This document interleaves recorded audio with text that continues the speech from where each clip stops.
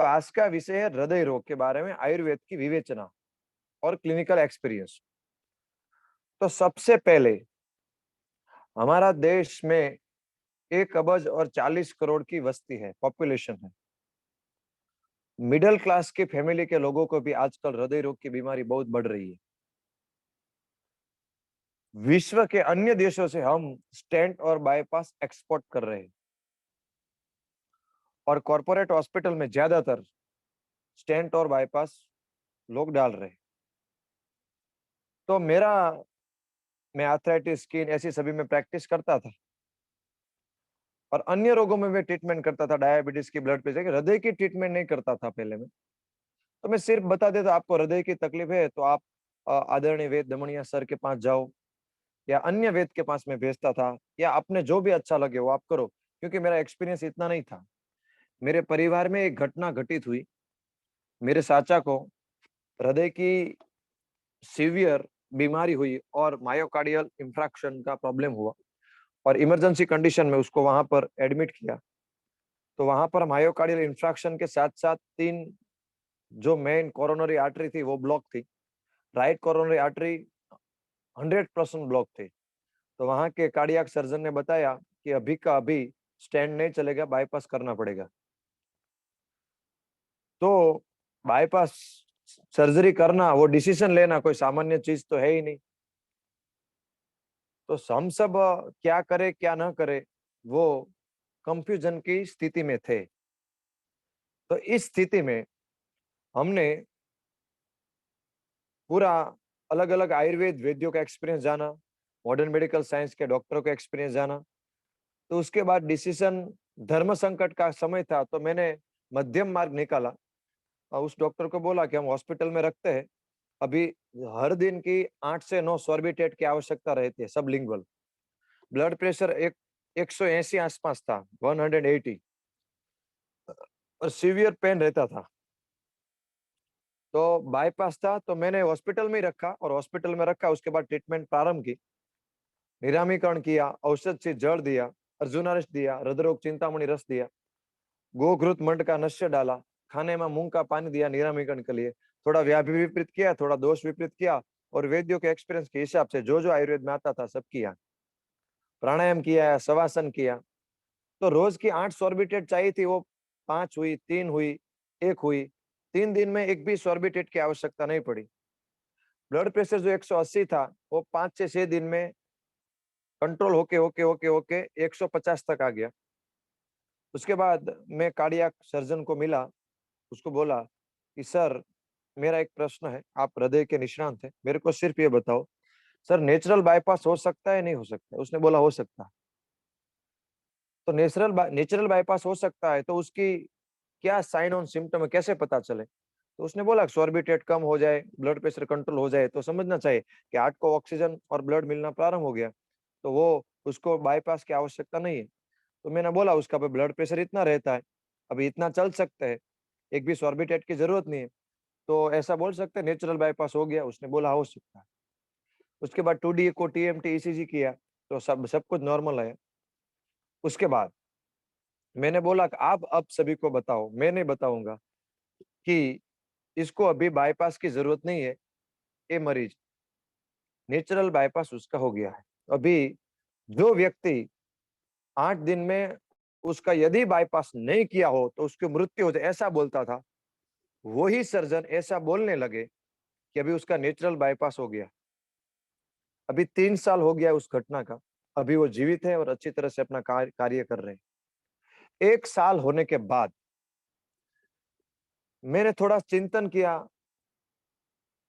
तो मेरे हृदय में विचार आया कि ऐसे भारत और पूरे विश्व में कितने लोग होंगे कि जो ऐसे स्टेंट और बाईपास डालते होंगे।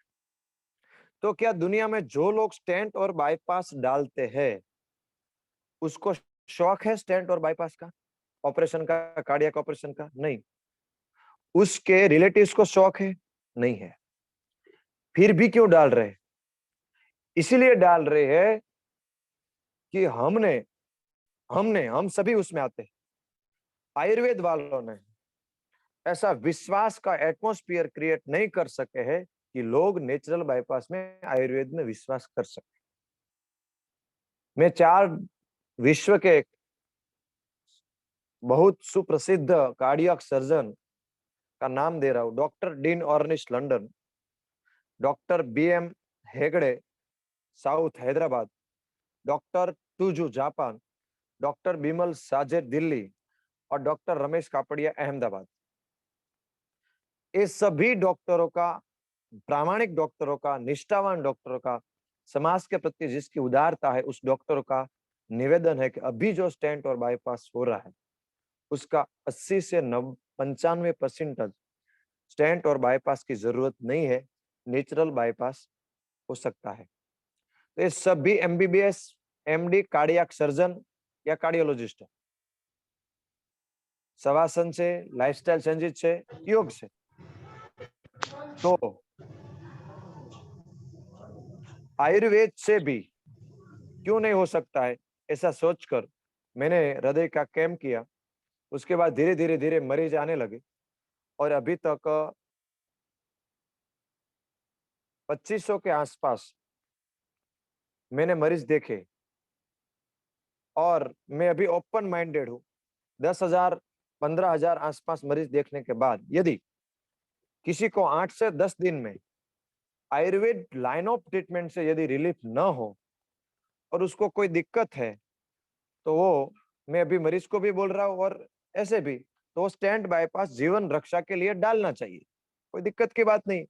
लेकिन इतने सारे मरीज देखने के बाद आज तक एक भी मरीज ऐसा नहीं है कि जिसको 8 दिन में रिलीफ न हुआ हो।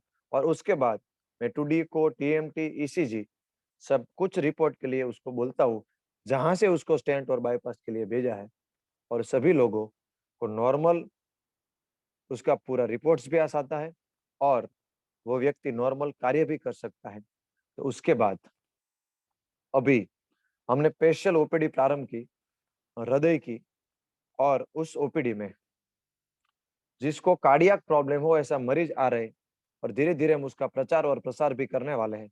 और आयुर्वेद के जितने भी वैद्य हो उसको भी अपना एक्सपीरियंस बताने वाले हैं, ताकि सभी राज्य में, सभी तहसील में, सभी डिस्ट्रिक्ट में सभी वैद्य उसका एक्सपीरियंस लेके अपनी प्रैक्टिस करें और लोगों को आयुर्वेदिक बाईपास या नेचुरल बाईपास की ओर प्रेरित करें। और भारत देश में आयुर्वेद का विश्वास बढ़ाने में हृदय रोग बहुत अच्छी तरह से लोगों का हमको उपयोगी हो सकता है। तो इसी उद्देश्य के साथ विनीश गुप्ता जी देहरादून वो अच्छी तरह से बहुत सारे वेद्यों का निर्माण कर रहे हैं, और हर साल यहाँ भगवान अश्विनों का यज्ञ आता है तो वहां भी आते हैं और गणेश भी आते हैं। पूरा वो दीपावली अपने परिवार नुमा जोशी संस्कृति सब यहाँ गुजरात में निकालते हैं। तो हमारा एक मित्रता का संबंध है और आयुर्वेद का हृदय का संबंध के नाते हम उसको ऐसे एक्सपीरियंस शेयरिंग करते रहते हैं। तो 2-3 दिन पहले उसका विनीश जी का कॉल आया, सुरेंद्र सर के साथ भी बातचीत हुई और ये आयोजन हुआ। मेरी भी हृदय की इच्छा थी कि मेरा जो एक्सपीरियंस है, गुजरात के सभी वैद्य और स्टूडेंट को ज्यादा से संपर्क में रहते हैं और यहाँ सीखने के लिए भी आते हैं। म्यूकर में भी इतने सारे स्टूडेंट ने सीखा, काम किया, वैद्यों ने भी इतने सारे काम किया, और रेगुलर स्टूडेंट का आना जाना रहता है, क्योंकि इतनी सारी OPD रहती है। और कैंसर की, डायबिटीज की, कार्डियक की, अभी हम गायनिक की भी स्पेशल OPD करने जा रहे हैं और कार्डियक OPD करने जा रहे, डायबिटीज टाइप 1-2 की OPD करे, कैंसर की ऑलरेडी OPD स्टार्ट है, ओबेसिटी की भी रहती है। तो लेकिन मेरी हृदय की इच्छा थी कि पूरे भारत भर के वैद्य जाने। ये जानना चाहती है कि नस्य जो है वो हृदय रोग में कौन सा देना है और उसकी टाइमिंग क्या होगी और डोज क्या होगी? तो पहले ट्रीटमेंट तो व्याधि विपरीत को तो जानना ही चाहिए कि किस में क्या दे सकते हैं, वो अच्छे रहता है रिजल्ट के लिए। फिर भी यदि हमारा विजन क्लियर है तो सभी वेद अपने हिसाब से वो नश्य दे सकते हैं। तो मैं जो यूज करता हूँ ज्यादातर मैं सिर्फ गोघृत मंड का ही यूज करता हूँ। अपने घर पर बनाया हुआ गाय का घी, उसका मंड और महामृत्युंजय मंत्र के अभिमंत्रित करने के बाद, जब स्ट्रेस ज्यादा रहता है, सिर दर्द ज्यादा रहता है, तब नश्य दे सकते हैं। और सभी हृदय रोग को नश्य से उसके मेंटल स्ट्रेस कम होता है और नींद अच्छी आती है, उदावरत कम हो जाता है। उसके बाद प्रतिमर्श नश्य सदा मत हम गम किसी भी टाइम में दे सकते। तो जैसे हम मर्श नश्य भी सिस्टमेटिक नश्य कर्म भी करा सकते हैं, लेकिन वो स्ट्रेस ज्यादा है तो हम ब्राह्मी घृत का भी नश्य दे सकते हैं। यदि उसको सिर भारी लगता है तो हम प्रधमन नश्य भी तभी दे सकते हैं। जैसे जैसे दिक्कत इसके अलग अलग नश्य चिकित्सा हम कर सकते हैं, तो ऐसे हम नश्य कर सकते, लेकिन हृदय रोग में घृत का नश्य अच्छा काम करता है। गो घृत मंड का पेसिफिक में ज्यादा इस्तेमाल कर सकता हूँ। आप अपने हिसाब से वो सोच सकते हैं, लेकिन मैं ऐसा करता हूँ। जी। और एक एक प्रश्न है, तीनों दोष दूषित होने पर एनाटॉमिकल चेंजेस आएंगे। पेशेंट यूजुअली एमआरआई और ईसीजी के साथ आएगा। दो दोष दूषित होने पर ही व्याधि यदि व्याप्य होगी तो हम तीनों दोष प्रकोप हो जाने पर आने वाला एनाटॉमिकल चेंजेस कैसे रिवर्स। इनका प्रश्न थोड़ा सा कंफ्यूजिंग है। ये सिंपल हमें नहीं, लगता मैं है, समझ गया हूँ, मैं प्रश्न समझ गया हूँ, मैं समझा। हाँ, ये पितृदोष मैं स, प्रकोप की बात कर रहे हैं और एनाटॉमिकल डिफॉर्मिटीज को क्या रिवर्ट किया जा मैं सकता है क्या? मैं समझ गया हूँ। शरीर में कोई भी मूवमेंट होती है वो वायु के हिसाब से होती है। शरीर में कोई भी डाइजेशन और पाक होता है वो पित्त के हिसाब से होता है, और कोई भी हमारे बॉडी में स्ट्रक्चरल चेंजेस होती है वो कफ की वजह से होती है। तो तीनों तीनों दोष, कफ है और पित्त पंगु है, तो जहां एनाटॉमी चेंज हुई कफ ने की, तो कफ नहीं कर सकता वायु के हिसाब से, वायु तो ही है। तो वायु पहले दूषित होता है, उसके बाद पित्त और कफ। अन्य भी दोष दूषित हो सकता है, लेकिन जो सीटी स्कैन करा रहे हैं, एमआरआई करा रहे हैं, वो सभी में एनाटॉमी चेंज आ रही। तो एनाटॉमी ऐसे तो चेंज नहीं हुई, चेंज क्यों हुई? तो वायु ने पित्त और कफ का प्रकोप किया, इसलिए हुई है। तो आयुर्वेद के हिसाब से वो चेंजेस इस, तो हम यदि वायु से ही ठीक रखे तो पित्तम पंगु, कफम पंगु, पल्लम पंगु, वो मल धातु, तो सीटी स्कैन एमआरआई में अपने आप चेंजेस होना प्रारंभ हो जाता है। इसीलिए वायु अच्छा करने के बाद पित्त कफ अच्छा होता है, तो पेट स्कैन भी कंट्रोल होता है कैंसर में, और 2D को टीएमटी ईसीजी सब कुछ कंट्रोल हो सकता है। तो ये वजह से, तो एनाटॉमी के, तो कफ की वजह से स्ट्रक्चर है, और स्ट्रक्चर एनाटॉमी यानी स्ट्रक्चर, फिजियोलॉजी यानी पित्त, और जो सर्कुलेशन होता है वो स्ट्रक्चर और पाचन का, वो वायु की वजह से कम नहीं है।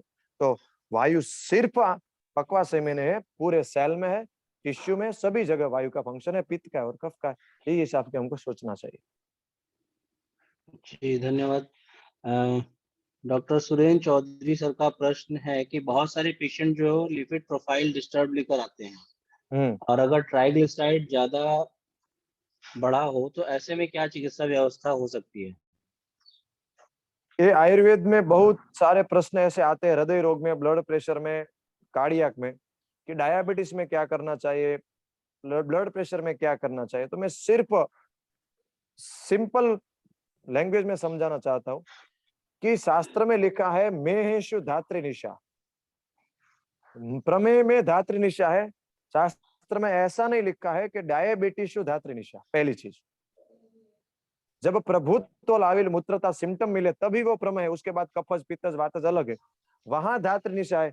डायबिटीज में धात्री निशा नहीं। फॉर एग्जाम्पल, हमने डायबिटीज के बहुत सारे मरीज देखे जिसका वजन कम है, उसका वेट कम है, यदि उसको धात्री निशा लॉन्ग टर्म हम देंगे, यदि प्रभुल आविल मूत्रता नहीं है डायबिटीज सोचकर, तो रुक्षता होने के बाद, उसका धातुक्षय होने के बाद, उसको धातुक्षय होने के बाद, ओजक्षय के बाद मृत्यु भी हो सकती है, क्योंकि धातु साम्य क्रिया तंत्र से प्रयोजन है।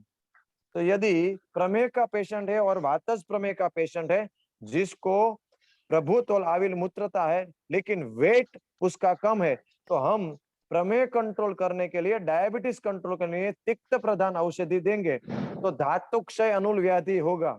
और आयुर्वेद का भी कॉम्प्लिकेशन आता है, मामेजवा दे रहे, ए दे रहे, ए दे नहीं दे सकते। तो इसमें ऐसी मेडिसिन सिलेक्ट करनी चाहिए जो क्लेद का वहन करती हो, जो प्रमेय हर हो, जो तिक्त हो, फिर भी धातुक्षय नहीं करते, वो है अमृता। तो बिल्कुल वैसे ही है।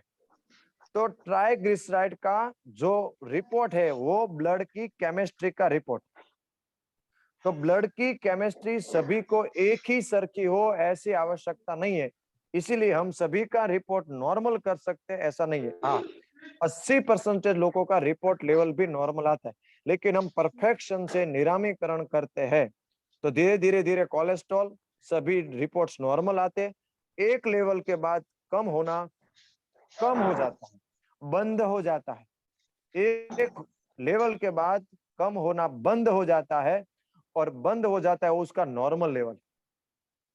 तो रिपोर्ट में लिखा है ऐसा ट्राइग्लिसराइड ने नंबर पे, ट्राइग्लिसराइड में हम क्या कर सकते हैं? तो सिंपल है, सभी के पास व्याधि विपरीत चिकित्सा होगी, लेकिन ट्राइग्लिसराइड जो हानिकारक कोलेस्ट्रॉल है वो हम ऐसा सोच सकते हैं हाइपोथेसिस के हिसाब से कि अपक्व रस धातु और मेद धातु है, और अपक्व रस और मेद धातु का निर्माण हुआ से अपक्व आहार रस से। यदि हम अग्नि प्रॉपर रखेंगे तो आहार रस सम्यक होगा, क्योंकि आयुर्वर्णम बलम स्वास्थ्यम उत्साहोपचय प्रभा ओजस तेजस अग्नय प्राणस्य उक्ता देहाग्नि हेतु का, सभी अग्नि के आधारित है। और प्रैक्टिकल एक्सपीरियंस भी है, हम अच्छी तरह से निरामीकरण कराते तो 8 दिन में ही बढ़ा हुआ हानिकारक कोलेस्ट्रॉल और ट्राइग्लिसराइड 20% के लेकर 80%, 20 से 80% कंट्रोल हो जाता है सिर्फ 8 दिन में।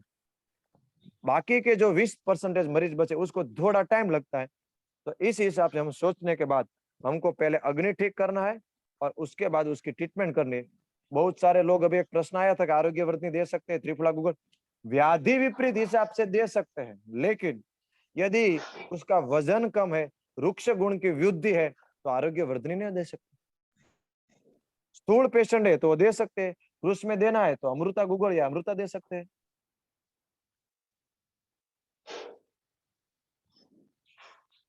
जी, अगला प्रश्न है आराधना नौटियाल का है, सर रस धातु दृष्टि के बाद रक्त और मनस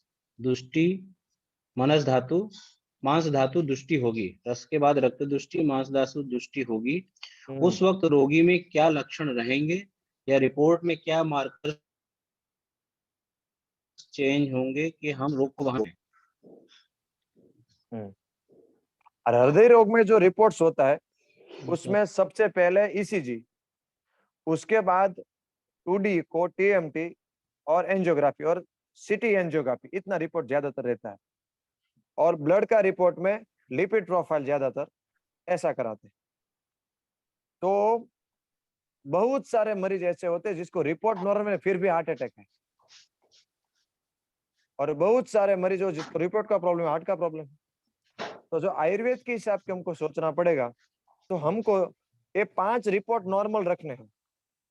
रोगाः सर्वेपि मंदेग्नो सुतराम उदराणि तु, वहां से डिस्यूज होना प्रारंभ हो जाता है। तो मैंने जितने हृदय के मरीज देखे इसमें स्ट्रेस लेवल, उदावर्त, अजीर्ण, ओबेसिटी, ये 5 ही कारण देखे। तो उसके बाद अपान वायु की दूषित होती है तो अपान वायु दूषित, उसका रिपोर्ट क्या है? सुबह में लेटरिन साफ नहीं आए थे। समान वायु दूषित, उसका रिपोर्ट है अजीर्ण। तो ये रिपोर्ट के बाद ईसीजी 2D को टीएमटी में आती, तो हमको ये रिपोर्ट भी देखना चाहिए, दिखना चाहिए। मार्कर सब है, यदि आयुर्वेद के हिसाब से हम ठीक करते हैं तो बाकी सब मार्कर अपने आप ठीक हो जाते। जी सर, पवन सिंह जी का क्वेश्चन है कि रूमेटॉइड हार्ट डिजीज को आयुर्वेद में किस तरह से विचार किया जाए?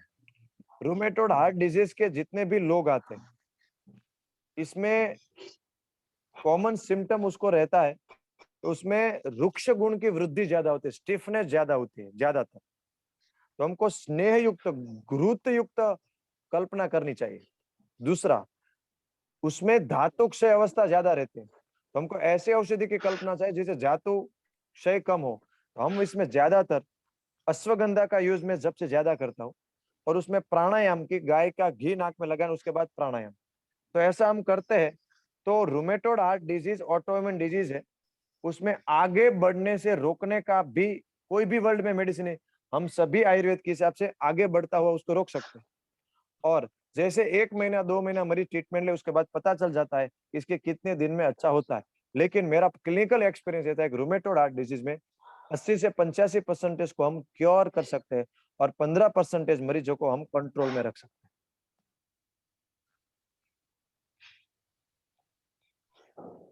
एक प्रश्न है वैद्य प्रभात पलस्ता, हाइपरटेंशन के पेशेंट को कैसे आयुर्वेद से ट्रीटमेंट करें? कौन से पेशेंट आयुर्वेदिक ट्रीटमेंट से ठीक नहीं हो सकते? किसमें सर? Heart attack?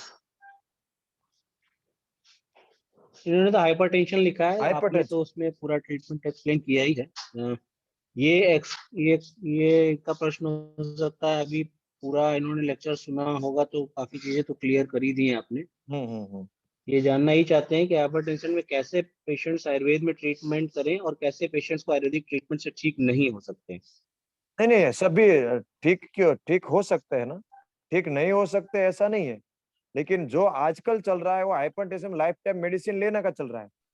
मरीज को डर क्या है कि हम मेडिसिन छोड़ देंगे तो हमको पैरालिसिस होगा, किडनी फेलर होगा। तो हमको क्योर होने के बाद उसका रेगुलर भी चेकअप करना है और क्योर होने के बाद भी 3 महीने को चेकअप के लिए बोलना है। तो चेकअप बोलना है, जैसे जैसे कंट्रोल आ जाता है तो उसको जरूरत नहीं है, उसको एक्सप्लेन करना पड़ेगा कि आयुर्वेद के बॉडी का आपका पूरा रीजनरेशन होता है और इसमें कंट्रोल है, इसमें क्योर है। आप दे सकते हो। ब्लड प्रेशर रिपोर्ट जब हम चेक करते तो भी नॉर्मल आते हैं और मरीज को भी फीलिंग होता है। तो जैसे 3-4 हजार मरीज हम देखते हैं तो उसके बाद समाज में पूरा एटमोस्फेयर चेंज होता है कि नहीं वो भी क्योर हो सकता है। और आजकल लोग अब आयुर्वेद में पूछ नहीं रहे कि आयुर्वेद में होगा, सभी लोग को पता है कि आयुर्वेद में हो रहा है। तो ये समझाना पड़ेगा और धीरे धीरे। मेरा क्लिनिकल एक्सपीरियंस ऐसा है कि 97% मरीज को 1 महीने से ज्यादा एलोपैथी की दवा की जरूरत नहीं पड़ती और कुछ कुछ मरीज को 2 महीने या 3 महीने लेनी पड़ते हैं। और उसके बाद ब्लड प्रेशर, मैं बोल रहा हूँ अभी, ये बहुत कठिन है।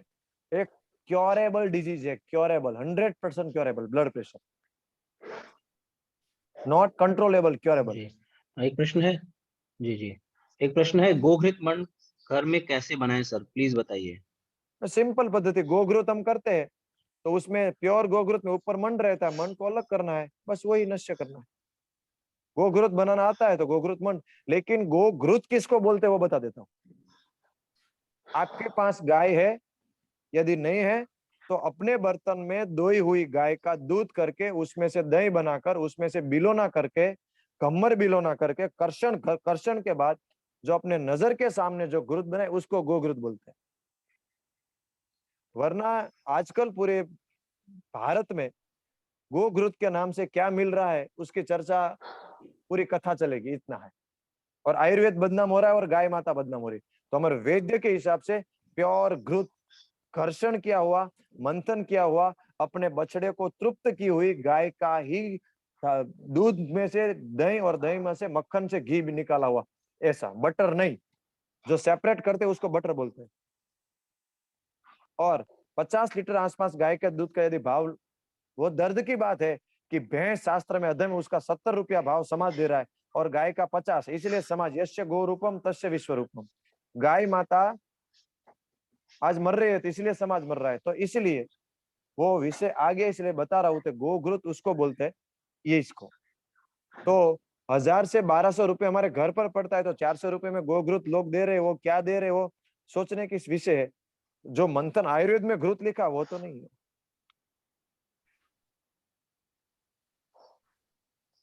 जी, एक प्रश्न है, एकता विथलानी, जो व्यक्ति नियमित प्राणायाम, ध्यान, कसरत करें, नियमित प्राणायाम, ध्यान, कसरत करें और निरोगी हो, आहार नियंत्रित हो, उनको क्या पंचकर्म कराने की आवश्यकता है।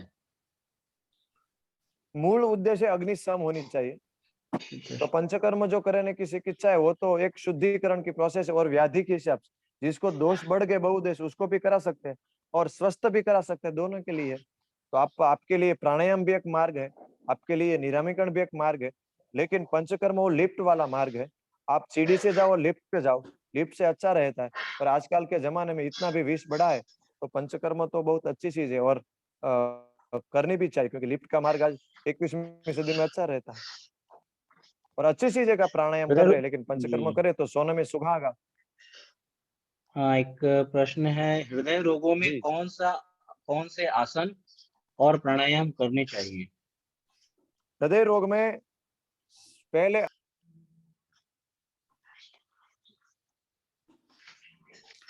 इसके बाद धीरे धीरे हम अन्य प्राणायाम योग भी कर सकते हो। लेकिन मेरा क्लिनिकल एक्सपीरियंस, जिसका वेट ज्यादा है उसको कपालभाति और अनुलोम विलोम अच्छा काम बहुत करता है। और शवासन चॉइस ऑफ ड्रग है, सूर्य नमस्कार भी अच्छी चीज है। लेकिन जैसे जैसे उसको कार्डियक अस्थमा कम हो उसके बाद धीरे धीरे करना चाहिए। जी लगभग सभी प्रश्न हम लोगों ने ले लिए हैं। साथ में रह सकते हैं और अपने ये सोशल मीडिया के माध्यम से अपने सभी के एक्सपीरियंस शेयर कर सकते हैं। इसलिए मैं आप सभी को मेरा पर्सनल व्हाट्सएप नंबर लिखवा देता हूँ। आप अपना परिचय उसमें भेज देना, आपका डिस्ट्रिक्ट और आपका स्टेट और आपका पूरा नाम और अभी क्या कर रहे हैं। तो मैं नंबर लिखवा देता हूँ 9824871648।